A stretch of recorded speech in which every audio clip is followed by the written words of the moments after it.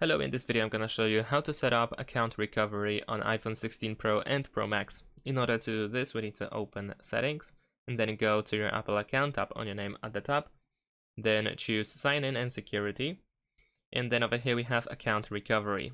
So let's tap over here, and here we can add a recovery contact. So if you press over here, then you can add a trusted contact.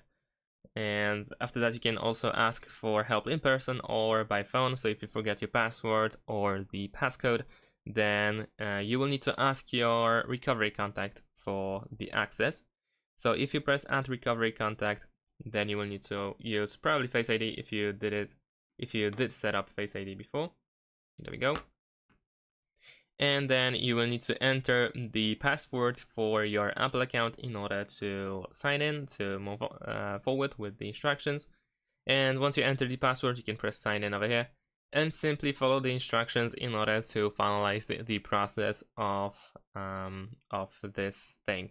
So that's pretty much it. Thanks for watching. Leave a like and subscribe to my channel, and see you in my next videos. Bye.